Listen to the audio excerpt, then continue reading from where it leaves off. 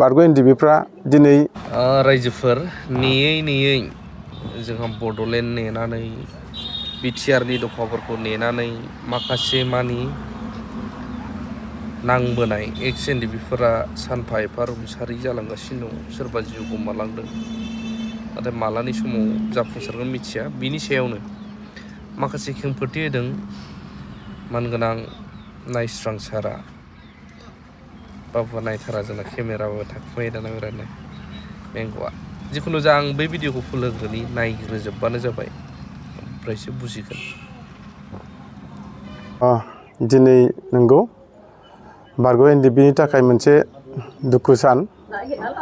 जोंनिनो सासे बारग' एनडिबि सानसे समनि जोंनि एनडिबिपिनि एसिस्टेन्ट पाब्लिक सेक्रेटारि आर दाउखा, बिथांनि गुबै नामानो जाहैबाय दिपक रामसियारि। बिथाङा गोबाव सम पेरालाइसिस जानानै गाज्रि अबस्थायाव दङमोन। नाथाय दिनैनि नैबे 17 तारिख 2025 बे डेटआवहाय 12:30 समावहाय बिथाङा गावनि आंगो न'आवनो दिनै अबथिरायै दिनै मुंख्लं जालांबाय।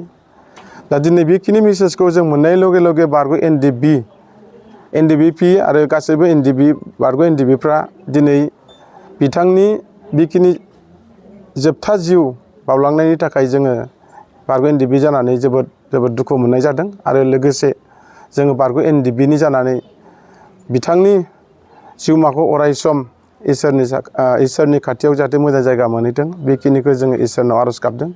जोबोद दुखुनांथाव, दिनै बिथाङा 4 बोसोरसोनि सिगां मोनसे पेरालाइसिस अबस्थायाव दंब्लाबो दिनै बे न'खराव मोजाङैनो सोलिबाय थादोंमोन।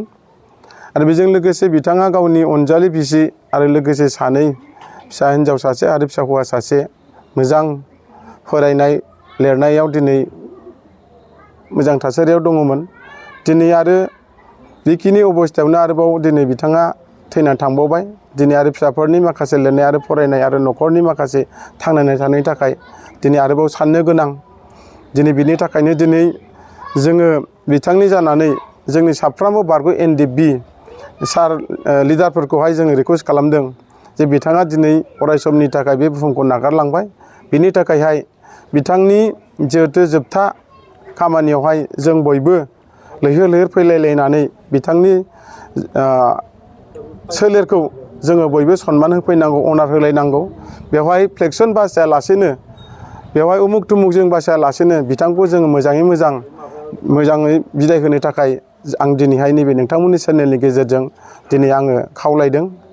आरो इयुनफ्राव दिनै बेखौनो जों बुंदों, जोंनि माखासे लाइमोन सेंग्राफ्रा बा बारग' एनडिबिफ्रा गोबां बेबादिनो दिनैहाय अबथिरायै जिउ बावलांनांबाय। दिनै बेनि गेजेरावबो जों दिनै जेसेबां थांनानै थानाय एक्स एनडिबि बा बारग' दैदेनगिरि बा लिडार केडार्सफ्राबो दिनैहाय नांगौ बायदि जोङो फुरुं खालामना होनो हायाखै। बेफोरनि थाखाय जोङो दिनैहाय जोबोद दुखु थादों। आरोबाव इयुनफ्राव जाहाथे जोंनि साफ्रोमबो सेंग्राफ्रा गावबागाव न'खर संसार दैदेनलांनो थाखाय जों बयबो कनसियास जायो, जानाय लोंनायनिफ्राय जाहाथे बयबो गावखौ बासायो। आं बेखिनिखौ दिनै नैबे दुखु समनि गेजेरजोंब्लाबो बिथां दिपक रामसियारि बा आर दाउखा बिथांनि बे मुंख्लं थैलांनाय नैबे सिथ्लानिफ्रायनो आं दिनै बे मेसेजखौ हरनो लुबैदों। आरो नोंथांमोननि बे चेनेलनि गेजेरजों आं खावलायबावगोन खेबसेबाव, जाहाथे जोंनि साफ्रोमबो बारग' एनडिबिफ्रा बा खाथि खालानि दिपक रामसियारि बिथांखौ मोजां मोनग्रा रायजो राजाफ्रा जाहाथे बिथांनि सह'खौ मान बावनो थाखाय बयबो जाहाथे मदद होफैयो। आरो लोगोसे जोंहा बर्तमान इउपिपिएल सरकार दङ, प्रमद बर' सार आरो गबिन्द बसुमतारी सारखौबो गुरै खावलायदों। जोंनि नैबे सानसे समनि एक्स एनडिबि बा बारग' एनडिबिनि एसिस्टेन्ट पाब्लिक सेक्रेटारि हिसाबै दिनै गोबां नारा नाथा दिनैहाय हारिनि थाखाय नांबोदोंमोन। दिनै बेखिनि अबस्थायाव दिनै गाज्रि मोनसे जाथाय जाना थांबाय। बेनिखायनो आङो दिनै नोंथांमोननि चेनेलनि गेजेरजों बयखौबो बाव बाहागो लाफैनो थाखाय आङो गुरै खावलायहरनाय जाबाय। Thank you.